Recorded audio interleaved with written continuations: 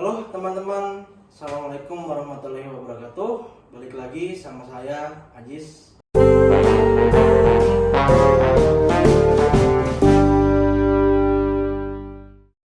Sesuai dengan polling Instagram yang kemarin saya buat, kalau saya akan membuat konten tentang cerita direktur AKM yang dulunya pernah bekerja di luar negeri.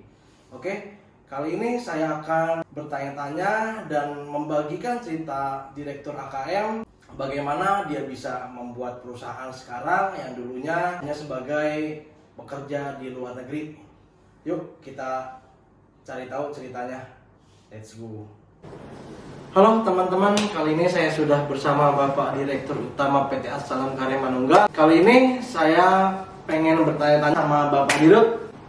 Siapa Pak namanya kalau boleh tahu? Sulaiman Sultoni. Bapak Sulaiman Sultoni, pasti udah nggak asing ya di bidang ketenagakerjaan karena beliau sudah lama juga. Oke, kita langsung ke pertanyaan. Apa benar dulu Bapak Sulaiman pernah menjadi TKI atau PMI ya sebutannya sekarang? Betul. Dengan siapa Bapak ke sana? Dengan istri. Dengan istri. Ke negara mana Bapak merantau? Saudi Arabia. Daerah Al-Qasim. Oh ya, baik. Dulu pekerjaannya Bapak sama istri Bapak itu sebagai apa ya Pak? Sebagai supir, lalu ada di kebun, apa yang dibutuhkan oleh bos, majikan, ya saya ikutin lah apapun kerjaannya. Yang penting halal, karena dari Indonesia adalah meniat bekerja ke Saudi Arabia. Oke, istri Bapak dulu sebagai apa ya Pak? Di rumah, mendampingi di rumah tangga, di membantuin rumah tangga, asisten rumah tangga ya? Iya. Oke. Suka duka Bapak dulu selama bekerja sebagai driver ya Pak? Driver dan istri Bapak sebagai asisten rumah tangga, apa sih Pak suka dukanya supaya mereka nih yang mau bekerja di luar negeri pun bisa tahu terlebih dahulu suka maupun dukanya. Bisa di-sharing? Kalau suka duka, susahnya itu kita menghadapi majikan, pertama belum bisa bahasa, dan kedua watak adat istiadat belum paham, kendala-kendala kita di sana. Tapi lama kelamaan pakai berbahasa isyarat, ya kurang lebih 6 bulan, 7 bulan menjadi bisa, karena termotivasi agar menjadi orang berhasil.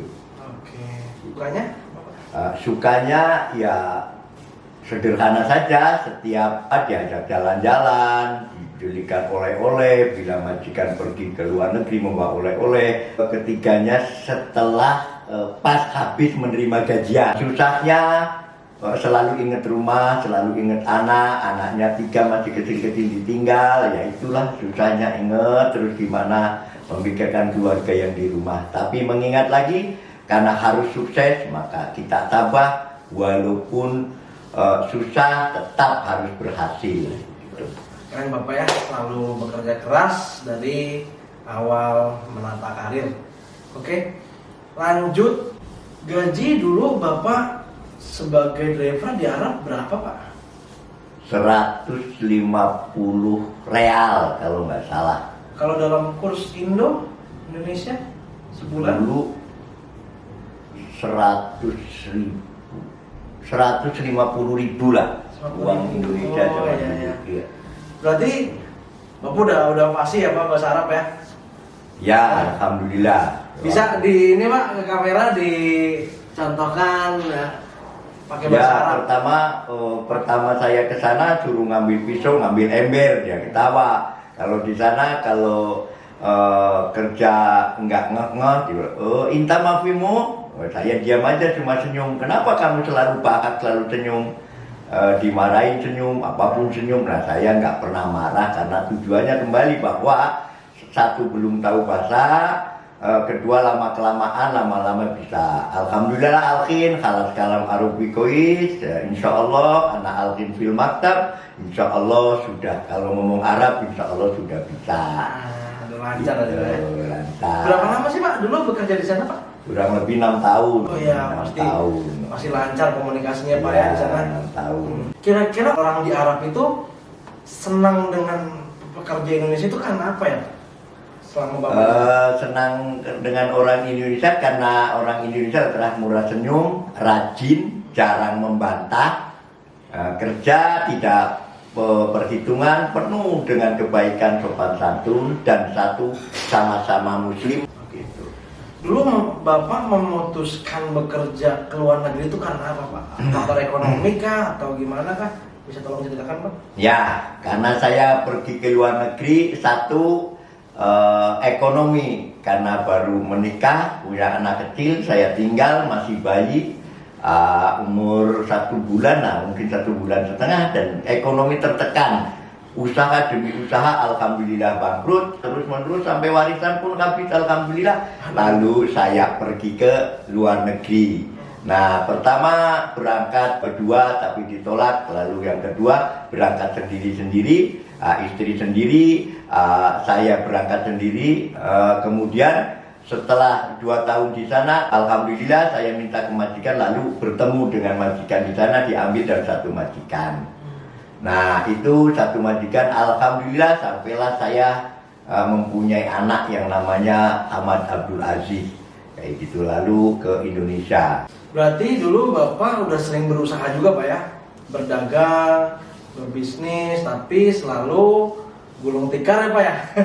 Ya. Sampai akhirnya Bapak memutuskan untuk, berarti Bapak kesana untuk mencari modal ya Pak? Ya. Oh, mencari modal. Dulu ada nggak Pak omongan dari majikan yang membuat hati Bapak sakit, atau perkataan buruk dari majikan Bapak nih yang masih Bapak teringat sampai sekarang, setelah itu membuat Bapak kuat, atau ada nggak Pak kira-kira? Ya. Majikan kalau menyuruh, yang saya sering tapi nggak pernah saya rasakan walaupun itu sakit. Misalnya kalau mau gajian, pekerjaannya banyak biasanya. Kalau sesudah kajian, balik santai kayak gitu. Nah, perkataan yang paling terkesan sampai sekarang itu adalah karena majikan saya adalah selalu setiap sholat asar mengajak jamaah, yang ngomong, kenapa les suhul suai-suai? Kenapa kamu kerja itu pelan-pelan? Kamu mau jadi orang berhasil atau tidak? Nah, saya diam dan tersenyum. Akhirnya majikan berbicara, kalau kamu kerja pelan-pelan terus, maka sulit lama menjadi orang berhasil dan sukses. Jadi cepat, jangan lambat. Nah, itu kalau kamu ingin menjadi orang sukses dan kaya menurut majikan. Itulah sampai sekarang saya termotivasi sampai detik ini ke anak-anak saya, ke orang lain saya sampaikan, jangan jadi orang malas dan harus kerja sekarang ya sekarang, jangan menunda waktu. Bapak berarti dulu tamatan apa ya Pak, kalau boleh tahu?